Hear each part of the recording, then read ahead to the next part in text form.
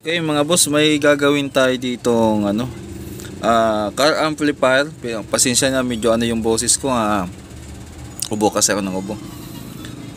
Kasama to din dito sa Joson So dahil yung Joson mapipinding gawa ng maulan, hindi natin malinisan, pinapauna muna ng may-ari itong car stereo niya na 400 watts. Yan. Ano ba tatak nito? Hindi ko alam kung anong basa niyan mga boss. Bass treble boost. Yan. Ito yung niya. Yan. Crossover, volume, bass treble, volume niya, tsaka frequency. Okay, again, ginawa na lang ng may-ari yung yung terminal. Wag na daw gagalawin yan kasi yan na yung prepared niya na So buksan natin mga boss. Ito pala yung laman. Naglagay na siya ng pera dyan para sa bayad data sa paggawa, pan-down niya. So buksan natin. Ito may power to, kaya lang yung fuse pinalitan na daw niya, kaya lang hindi pa nahinang. Ayan mapapansin natin dyan. Ayan. So kalasin ko muna tong cover. So ito mga boss, so ito na mga boss, nakalas na natin yung Ang problema pala nito, umiilaw to yung power indicator niya, tapos walang output dito. So walang output. Kasi to, may primary at saka secondary din tong power supply na ganito. Hindi siya 12 volts diretso. So dadaan pa ng inverter o Tapos ito yung coil na magpapataas ng supply para pumasok yung mga 24 to 30 volts na supply. Pag napagana natin mamaya, subukan natin sukatan yung output nito. So nangyari, kaya wala siyang wala siyang sounds, gawa ng walang supply sa capacitor na to. Dapat may masusukat kayo na supply dito para gumana yung amplifier section na to. Kaya pag ganyan, ang focus ng repair ay dito sa primary. So ano ba yung primary? Ito yung niya, PWM IC, tapos ito mga driver transistor, tapos ito na yung MOSFET nya, yung IRF, ba number nito? IRFC34. Tapos yung mga Schottky diode nya na yan, para ma-rectify yung voltahe. So na-check na natin yan lahat. Na-check natin, okay naman. Kadalasan naman ito visible lang sira, shorted, o kaya mapapansin nyo itong mga resistor nya sunog. Wala namang problema dyan. So dito talaga tayo magpo-focus. Kaya ang ginawa natin dyan, ang pinaka main subject talaga o suspect dito sa sira ay kadalasan itong IC. Ba't nga ba nakatali ito? Kasi siya kung mapapansin nyo, double circuit siya o double sided circuit. So hindi mo siya matatanggal ng mere desoldering pump lang talaga siya na tatanggalin mo.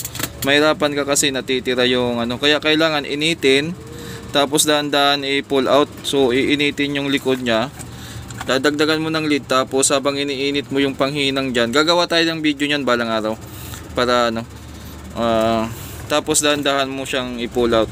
At natuwa nga ako nito mga boss, kasi alam mo yung pag pull out ng double sided dati ng mga IC, wala pang cellphone nun, wala pang YouTube, siguro mga early 2000. Kaya nung napanood ko na may gumagawa ng tutorial na ganito na pag pull out ng IC, natuwa ako kasi sabi ko, hindi lang din pala ako nakakuha ng ideya ng ganon. Matagal ko nang ginagawa to na mag pull out ganito ang style sa IC. Kaya lang nakalimutan ko na gumawa ng video tutorial ng ganyan. Maganda rin content. Kaya nung may napanood ako ng mga nagre-reels o nagtuturo ng ganito pagtanggal, kahit yung mga spider IC, natuwa ako kasi sabi ko, yung iniisip ko pala hindi lang. O sasabihin naman ng basher natin dyan ginaya mo lang sa YouTube dyan Asan yung ebidensya mo? Wala akong ebidensya. Pero bago pa magkaroon ng YouTube, technician na ako. At saka yung time na yun, wala pang cellphone na may camera. Wala pang cellphone pa lang namin nun. 3310, 5110 yun. Wala pang mga cellphone na may camera. At wala ding YouTube nun. Kaya wala tayong sabi-sabi lang sa akin. Nagmimisto lang, sabi-sabi lang. Pero totoo mga boss, sa pagtanggal ng mga IC talaga pag double sided, ganito yung ginagawa namin. Bago pa man mapanood nyo to sa mga vlog ng iba o sa mga ginagawa na dati namin to. So bago tayo magpunta dyan sa napadaldal na, bago tayo mapunta dyan sa IC, mag final verdict, ang gagawin natin, kinalas ko muna siyempre itong transistor, yung dalawa dito sa driver, yung ano buko dito sa pinaka ano niya. Then chinik natin yung mga resistor dyan at saka mga Zener diode. May Zener diode ba? Wala, mga ano lang, regular lang na diode. Ayan, switching diode lang yan. At may nakita tayong isang sira dyan. Hindi ko na kasi ito ginawang tutorial na bibidyohan natin para ma-exit lang tayo. Isa-isa ko kasing chinik yan katulad nito. Sumta. So ito siya ay 15K. So ayan yung reading niya, 15. Yan, 15K yan. Tapos punta tayo dito. Sunod naman niya ay ano yan, papakita lang natin 1.2. ayan, 1.2 din. Ito naman ay yun, namatay na yung tester ko. Ulit tayo. So dito na tayo sa 1.2 uli. Ayan, 1.2 din. So punta tayo dito kasi inisa-isa ko yan kahit hindi ko na tinanggal sa board. Nasusukat pa na 305K, pero mga 300K yan. Ayan mga boss, oh. Yan, tapos itong isa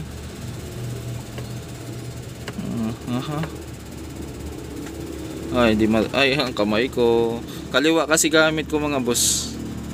Yan, demo lang natin. Yan, 10K, oh. Ibig sabihin na-tester na natin yan, pero pira dito sa isang to. Pag tinister natin to mga boss, ang reading niya ay 0.8 mig. So mga 800K. Samantala yung value niya ay 470, 47 ohms. So may sira siya mga boss. Open yung resistor na yan. Yan yung nahuli natin, galiit lang eh. Yan. Kaya pala medyo iba ng kakalasin ko yan, then titisterin natin ng actual. Saglit lang kasi hawak ko yung cellphone. Then titisterin natin. Natanggal na natin dito mga boss yung ano natin, tika lang, ito na yun. So hindi ko na pala kailangan ipakita sa tester kasi nung natanggal ko, sunog na pala, oh. So papunta yan dito, ayan, oh, chinik ko tong diode na link sa kanya papunta dito. Ang gagawin natin dyan ay papalitan natin yan. Tapos papunta na kasi siya dito eh, connect din siya sa paan ng IC, ayan, oh. Yan. Papalitan natin yan. Itong transistor na chiko naman good, ibabalik natin tong IC. Ibabalik ko to. Tapos testing natin uli. Kung wala nang ibang problema, aandar na to. Pero kung may trouble pa rin o kaya nasira na talaga tong IC, kasama siya sa nasira, hindi pa rin aandar yan at kailangan natin bumili ng IC na to. So try muna natin, hanap ako ng tapos pambalik ko. Saglit lang mga boss. Okay mga boss, so ito yung resistor na pinalitan natin. Ito yung isa, yung kinalawang. Ngayon, nakapagpalit na tayo. Binalik ko na din yung IC at saka yung dalawang transistor. Subukan natin ngayon, testing kung uubra. So ito yung supply nya, negative muna. Dito ko na inipit. Tapos aabangan natin dito kung may makuha na tayong supply. Tester natin yan, i-ready natin. So ito yung supply nya. Hindi ko lang kasi na-videohan kanina eh. Gawa ng nagmamadali ako kanina, may ginagawa. So try na natin isaksak. Ayun, na power on ko na. Sukatin na natin kung meron na. Ayun, meron na 29 o 31. Kabila 34.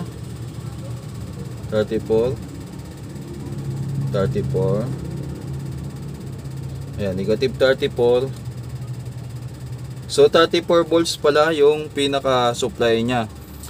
Estimated yan mga nasa 30 volts AC ang pinaka nya. Ngayon, prepare tayo ng speaker, then testing natin. Tika lang, hanapin ko muna yung yung kapitan ko ng speaker. Saglit lang mga boss.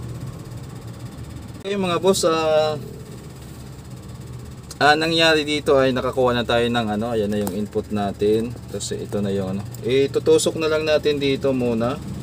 I-check natin yung speaker kung okay. So tatap lang natin saglit kasi to Nga pala yung amplifier na to ay 2 channels lang. Kadalasan kasi sa mga car amp ay puro 4 channels, pero ito ngayon 2 channels lang yung ano, kaya mapapansin nyo ito lang din yung terminal ng speaker. I-power on ko muna, tapos isaglit lang natin. Kung walang problema, ayos na tunog nito. Pag mayroon pang ibang sira, malamang hindi gumagana na mas. Ayan, so iganon ko lang mga boss dito sa ano, tingnan nyo maigi. Saglitin lang natin. Pangit pa ang tunog Sukatin nga natin, baka may DC out. Basag pa yung tunog.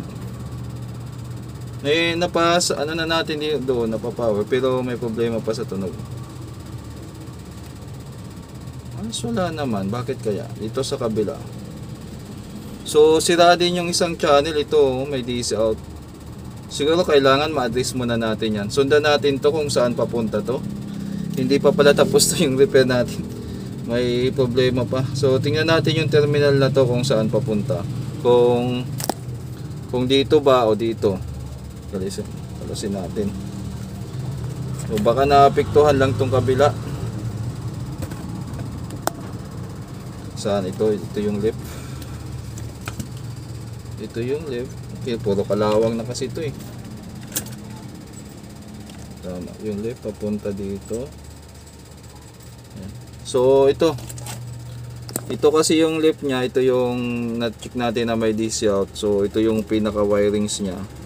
Yung isa dyan naka-ground, tapos ito yung pinaka linya. Ayan. Tatakbo siya dito. Ayan. Check natin tong mga ano at saka yung mga transistor. Pa-update ko lang kayo mamaya kung ano.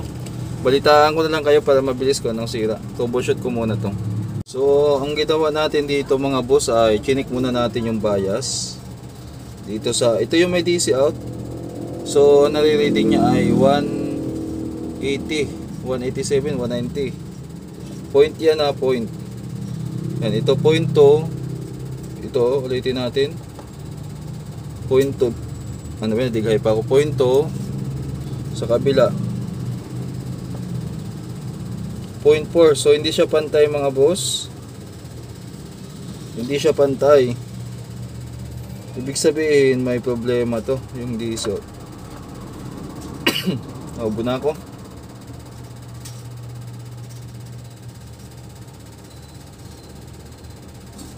Yan, may voltahe talaga siya, may DC out. Sa kabila naman, try natin sukatin yung kabila. Itong kabila naman gumagana, kaya lang basag ang tunog. Baka doon lang sa input ang problema nito, pero check natin yung bias.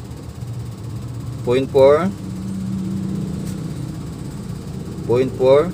kabila 0.3. So halos hindi rin pantay, pero maliit lang ang gap nila. So 0.3 0.382. Try natin ulit dito. So 4.13, halos magkalapit lang. Yan. Tapos yung ano naman niya, wala tong DC out. Wala, halos wala. Itong kabila talaga, dito muna tayo mag-focus kasi may DC out, tapos hindi nga pantay yung biasing niya. Yan, 0.3 na. Uy, nagpantay na. Oh, nag-0.3 na. Tingnan nga natin. 0.4. Ba, tingnan nga natin, baka wala nang DC out. Meron talaga. 3 volts. So alamin natin yan. Ihang ko muna itong mga transistor din, sukatin ko ulit. Yun, medyo mahaba-habang trabaho pala ito mga boss.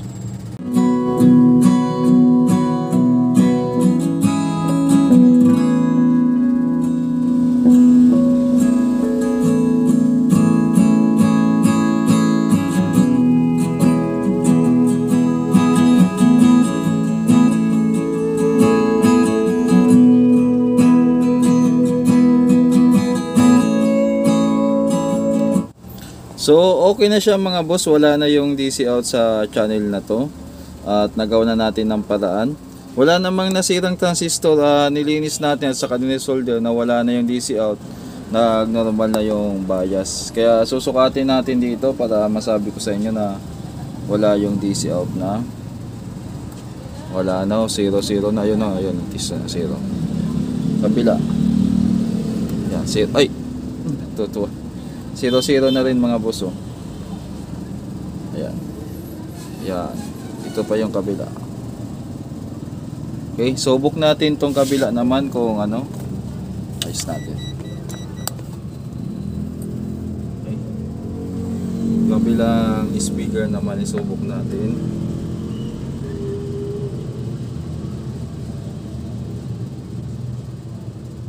Iipit lang kasi ito eh. Play. Yan, okay na. Kabilaan.